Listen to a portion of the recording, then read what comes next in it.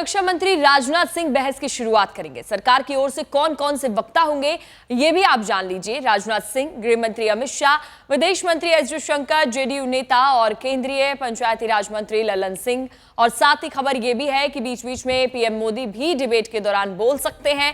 प्रतिपक्ष की ओर से गौरव गोगोई मोर्चा संभालेंगे। इनके अलावा प्रियंका गांधी, राहुल गांधी, समाजवादी पार्टी से अखिलेश यादव, राजीव राय, शरद गुट से सुप्रिया सुले, शिवसेना उद्धव गुट से अरविंद सावंत वक्ता होंगे। साथ ही आज संसद में पहलगाम से ऑपरेशन सिंदूर तक हर सवाल, हर पहलू पर बहस भी होगी। तो आज का दिन बेहद ही खास होने वाला है। ऑपरेशन सिंदूर पर आज महाबहस होगी।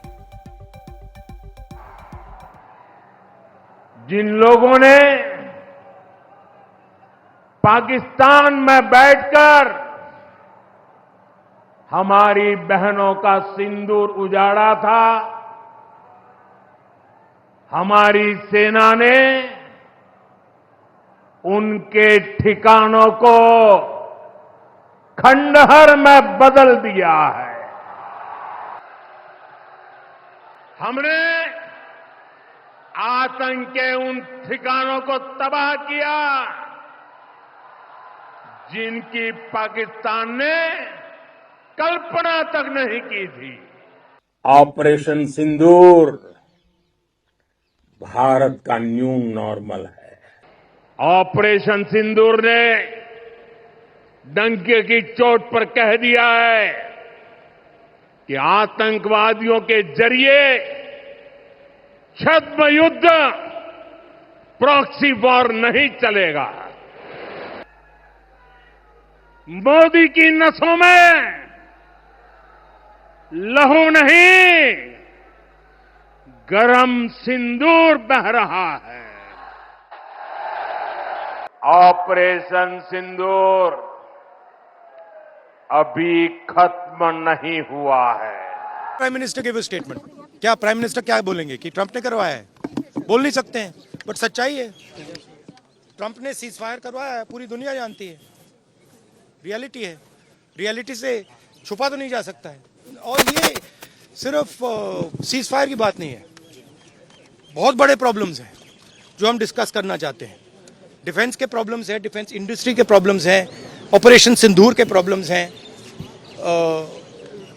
हालात अच्छी नहीं है, पूरा देश जानता है। जो अपने आप को देशभक्त कहते हैं वो भग गए, राइट?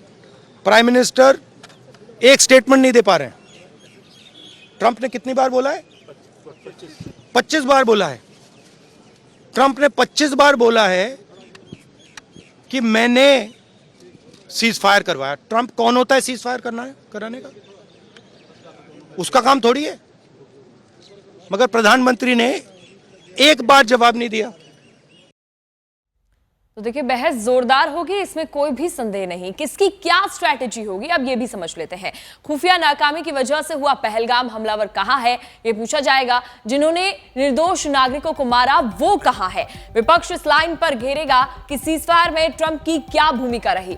ये एक बड़ा पॉइंट विपक्ष के पास है। और इस कॉम्बैट एक्शन में देश का कितना नुकसान हुआ, फाइटर जेट को लेकर बड़ा कंफ्यूजन है। ट्रंप ने भी हाल ही में बयान देकर इस विषय और इसको और ज्यादा हवा दे दी है।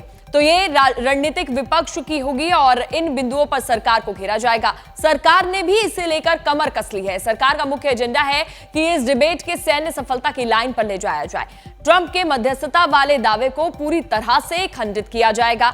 एकदम क्लियर कट स्टैंड होगा और सरकार की रणनीति आक्रामक भी है।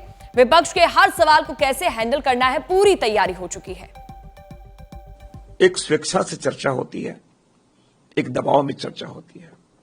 लेकिन ऐसा लगता है सरकार दबाव में यह चर्चा कराना चाहती है, स्वेच्छा से कराना नहीं चाहती है। यह एक महत्वपूर्ण है। इसलिए मैंने कहा कि विश्लेषणात्मक आलोचना या समालोचना, वो बातें जो आएंगी, ये मंथन, एक अमृत मंथन का स्वरूप ये हो, क्योंकि इस प्रकार की घटना की पुनरावृत्ति ना हो। ये हम चाहेंगे इस चर्चा से निकल के आए और सरकार इसको सुनिश्चित करे कि पहले जब भी आतंकवादी घटना घटती थी, लोग मरते थे देश में, तो हमारे तरफ से सिर्फ हम डिफेंसिव रहे।